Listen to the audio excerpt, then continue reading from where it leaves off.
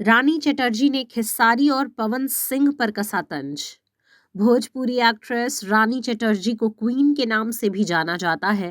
Actress अपनी दमदार अदाकारी के साथ साथ अपनी बोल्ड इमेज के लिए भी जानी जाती हैं। रानी ने अब तक कई बड़ी फिल्मों में काम किया है। रानी खुलकर अपनी बातें सभी के सामने रखती हैं। हालांकि पिछले काफी वक्त से रानी फिल्मों में ज्यादा एक्टिव नहीं है, लेकिन एक्ट्रेस सोशल मीडिया पर काफी एक्टिव रहती हैं। इसी बीच रानी चटर्जी ने जातिवादी को लेकर खुलकर अपनी बात सभी के सामने रखी है। दरअसल हाल ही में रानी चटर्जी ने एक इंटरव्यू के दौरान बताया कि भोजपुरी इंडस्ट्री किस तरह से एक बुरे दौर से गुजर रही है। एक्ट्रेस का कहना है कि पहले भोजपुरी इंडस्ट्री आगे बढ़ रही थी, लेकिन अब वो वापस पीछे की ओर जाने लगी है। रानी का कहना है कि भोजपुरी इंडस्ट्री अब एक एल्बम की तरह बनकर रह गया है। पूरे मामले की बात करें तो रानी का कहना है कि भोजपुरी इंडस्ट्री में जातिवाद काफी बढ़ गया है।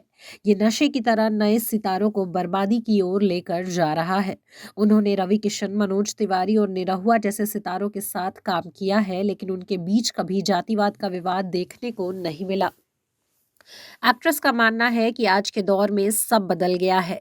सितारे खुद एक दूसरे पर जाति को लेकर वार पलटवार करते हुए नजर आ रहे हैं।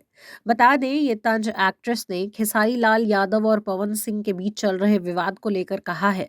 रानी ने दोनों सितारों को नसीहत देते हुए कहा है कि किसी को भी अश्लील गाने नहीं गाने चाहिए। भोजपुरी का टेस्ट थोड़ा अलग है, लेकिन मर्यादा किसी को भी नहीं भूलनी चाहिए।